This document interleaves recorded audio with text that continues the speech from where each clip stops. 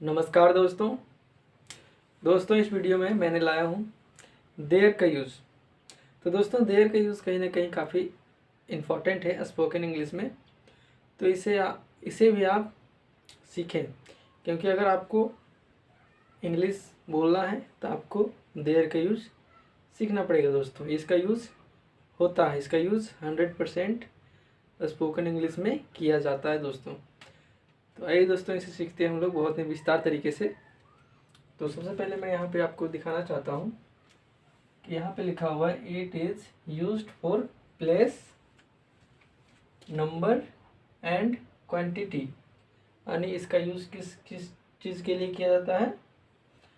तो प्लेस के लिए, प्लेस यानी जगह के लिए भी यूज़ किया जाता है, और नंबर के लिए भी यूज़ किया जाता है, जैसे 1 2 3 4 ये सब चीज़ के लिए भी देयर का यूज़ किया जाता है।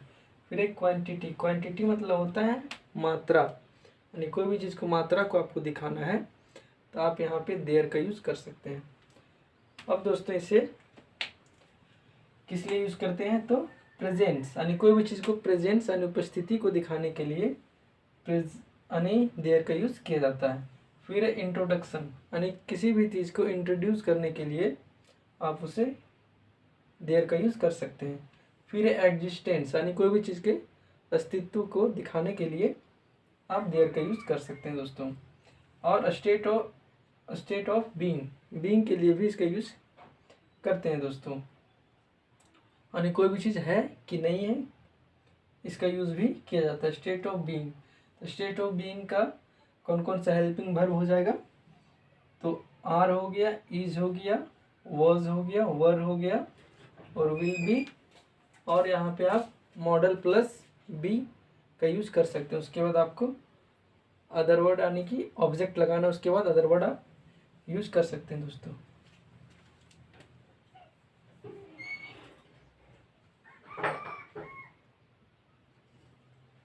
अदर वर्ड, इसमें अदर वर्ड भी यूज़ किया जाता है। तो दोस्तों हमने आपको हेल्पिंग वर्ब दिखा दिया। तो यहाँ पे यानी प्रेजेंट के लिए भी प्रेजेंट का हेल्पिंग वर्ब हो गया इज और आर, और पास्ट के लिए हो गया वाज वर, और फ्यूचर के लिए हो गया आपका विल बी। फिर मॉडल के लिए आपका हो गया मॉडल, कोई भी यानी कि मॉडल वर्ब को उठाएंगे और उसके बाद आपको बी लगाना है, उसके बाद ऑब्जेक्ट प्लस अदर वर्ड का यूज़ करेंगे। तो यहाँ पे मैं ये बता देना चाहता हूँ कि देयर का कोई भी helping verb personal helping verb नहीं होता है। यानी देयर के साथ वॉज भी आ सकता है, वर भी आ सकता है, देयर के साथ इज भी आ सकता है और आर भी आ सकता है। देयर के साथ विल बी तो आएगा ही आएगा। विल बी यानी कि यहाँ पर एक ही को हेल्पिंग वर्ब होता है फ्यूचर में। पहले होता था सेल बी और विल बी, लेकिन अब सिर्फ विल बी को रखा गया, सेल बी को हटा दिया गया। फिर उसके बाद है मॉडल। मॉडल में आपको कोई भी हेल्पिंग वर्ब लेना है, जैसे सूड हो गया, मे हो गया, माइट हो गया, ये सब क्या है? मॉडल। तो मॉडल के बाद आपको लगाना है बी, यानी बी यानी एग्जिस्टेंस, यानी वो बी है यानी है कि नहीं है। तो बी के लिए, बी का मतलब होता है एग्जिस्टेंस, यानी कि वो प्रेजेंस है कि नहीं है, यानी उसकी उपस्थिति है या नहीं है, इसे दिखाने के लिए बी का यूज़ करते हैं। तो इसीलिए सब क्या है? बी का फोल्डर है, यानी आर है बी के अंदर है, फिर इज भी है बी के अंदर, वॉज भी है बी के अंदर, वर भी है बी के अंदर, और यहाँ फ्यूचर में आपको बी दिख गया, यानी हो। बी मतलब होना है, ये होता है। और फिर मॉडल में भी बी यहाँ पे आपको दिख गया, तो यहाँ पर भी उसका एग्जिस्टेंस, कोई भी वस्तु का एग्जिस्टेंस को दिखाने के लिए बी का यूज़ किया जाता है दोस्तों। और बी के अंदर ही ये सारी चीज़ होता है। एम भी होता है बी के ही अंदर होता है, लेकिन यहाँ पे देर के साथ एम का यूज़ नहीं किया जाता है, सिर्फ आर और इज का यूज़ किया जाता है। तो इसे दोस्तों हम लोग सेंटेंस के माध्यम से समझेंगे। ये हमने आपको स्ट्रक्चर लिख दिया यहाँ पे, तो आप उतार सकते हैं अपनी नोटबुक में। तो इसे हम लोग सेंटेंस के माध्यम से विस्तार से समझते हैं दोस्तों। तो सबसे पहले हम लोग यूज़ करेंगे दोस्तों प्रेजेंट टेंस के लिए, प्रेजेंट के लिए। टेंस का यूज़ यहाँ पे नहीं हो रहा है, सिर्फ प्रेजेंट के लिए यूज हो रहा है, यानी अभी, वर्तमान के लिए। तो सेंटेंस होगा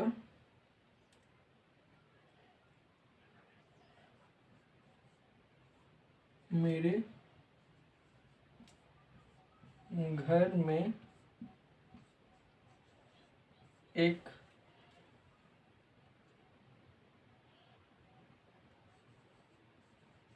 कमरा है। मेरे घर में एक कमरा है।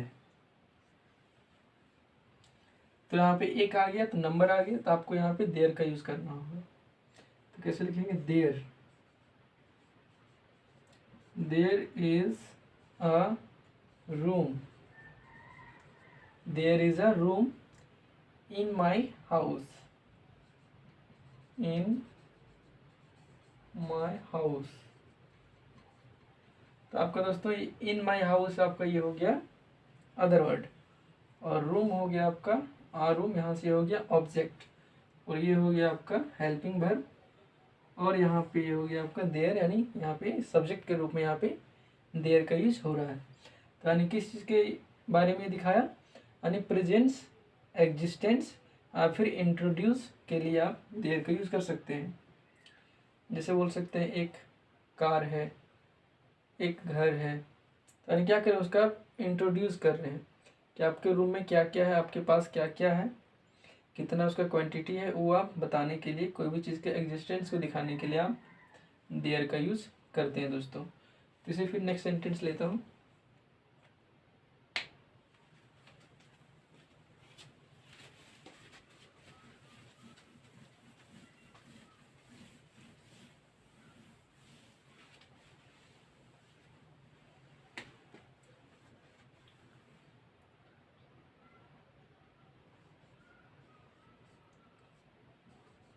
यहाँ पर बहुत सारी मछलियाँ हैं। यहाँ पर बहुत सारी मछलियाँ हैं, यानी मछलियाँ मतलब एक से अधिक हो गया, तो यहाँ पे आपको आर का यूज करेंगे। तो लिखेंगे देयर आर बहुत सारी, यानी सो मच, मछलियाँ गिन सकते हैं तो मैनी फिशेस यहाँ पे लिख सकता हूँ। There are many fish, fish को हम लोग सिंगुलर में भी और प्लूरल में भी यूज कर सकते हैं। तो देयर आर मैनी फिश, यहाँ पर हेयर, पर के लिए आपको ऑन का यूज नहीं करना है। There are many fish here, there are many fish here, ऐसे बोल सकते हैं। फिर नेक्स्ट सेंटेंस लेता हूँ।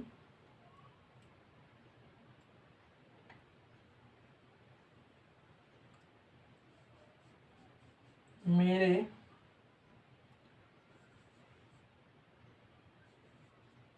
फिर ऐसे लिख सकते हैं, मेरा जेब में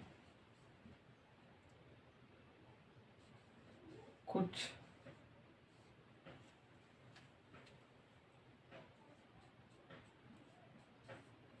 गोलियां हैं, मेरे जेब में कुछ गोलियां हैं। तो लिखेंगे there are, there are some, TAWINGS, timings, there are some timings in my pocket।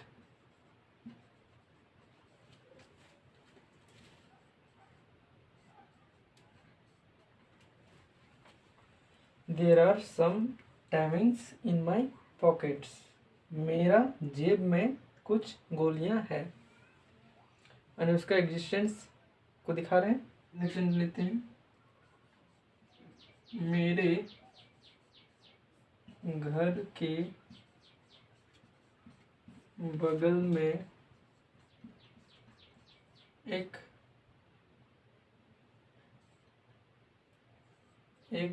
आम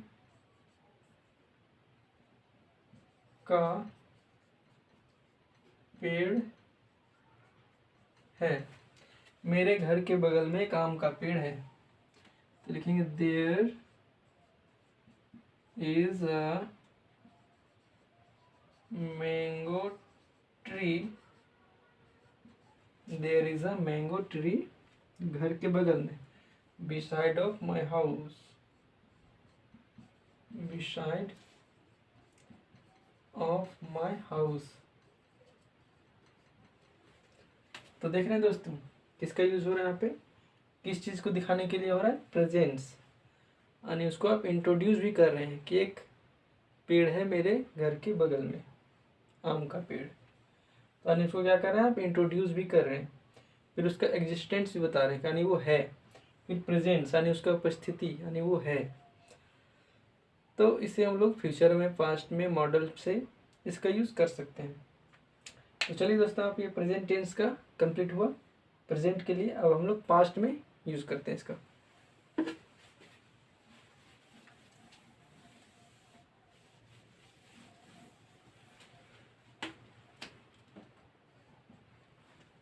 पास्ट में हो जाएगा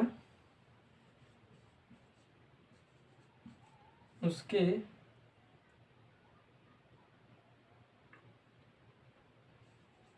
घर के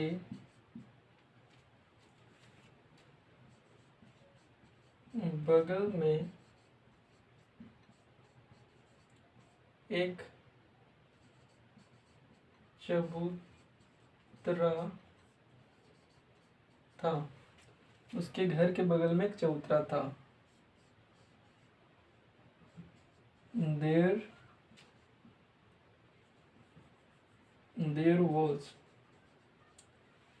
was an ambo।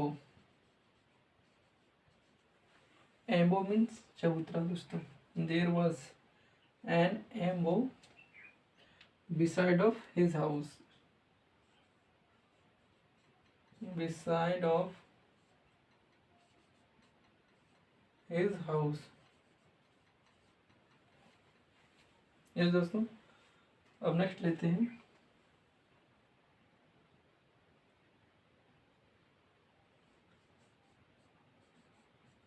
ओके, घर में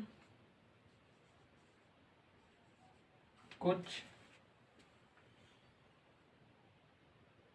आपके घर में कुछ बकरियां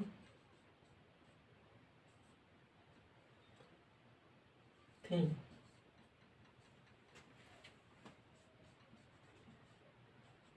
There were some goats। There were some goats in your house। There were some goats in your house। Yes दोस्तों, तो इस तरह से आप बहुत सारे सेंटेंस को बनाएं, क्रिएट करें और अधिक से अधिक प्रैक्टिस करें दोस्तों। और जितना बनाएंगे उतना आपको अधिक से अधिक समझ में आएगा, और जितना बोलेंगे उतना आपको बोलने में अभ्यास होगा और आप फ्लुएंटली बोल पाएंगे। तो अब नेक्स्ट दोस्तों हम चलते हैं फ्यूचर की ओर। फ्यूचर में आपको यूज करना है विल बी। मेरे घर में कुछ साड़ियाँ होंगी। ये दोस्तों अंदाज़ा नहीं लगा रहा, ये फ्यूचर के बाद बता रहा है। मेरे घर में कुछ साड़ियाँ होगी, तो कुछ साड़ियाँ होंगी, there will be some sarees। There will be some sarees in my house।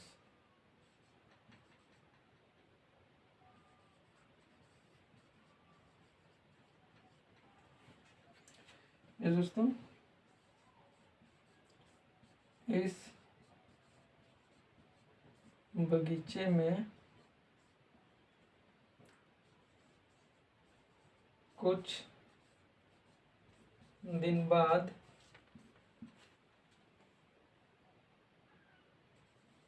कई पेड़ होंगे।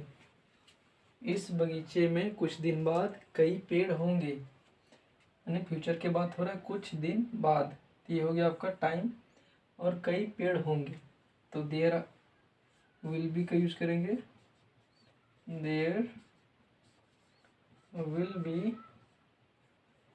कई पेड़ होंगे यानी many, there will be many trees, there will be many trees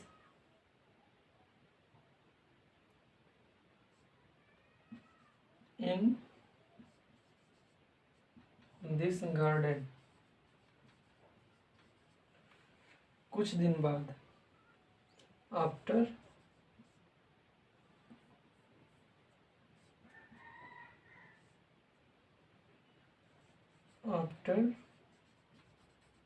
some days, after some days.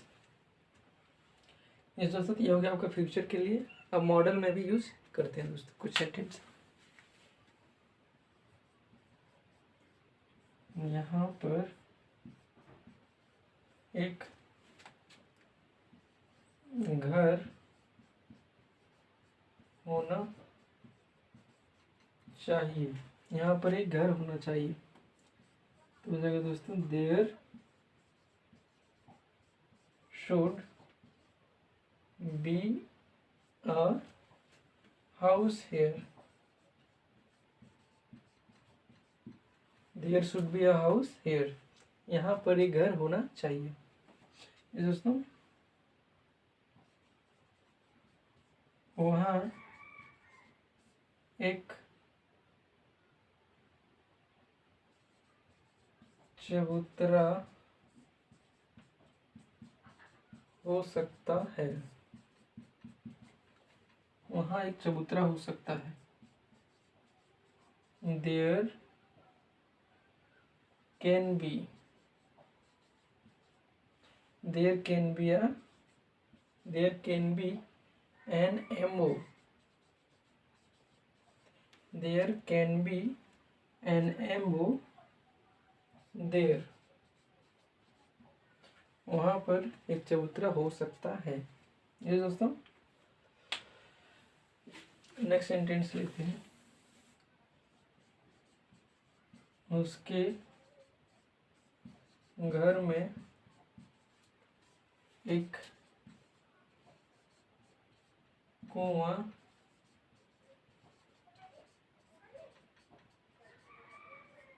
अवश्य होना चाहिए, उसके घर में एक कुआं अवश्य होना चाहिए, there must be a well in his house. ये दोस्तों तो अब ऐसे बहुत सारे सेंटेंस को क्रिएट करें। Till then take care of you and thank you for watching this video guys.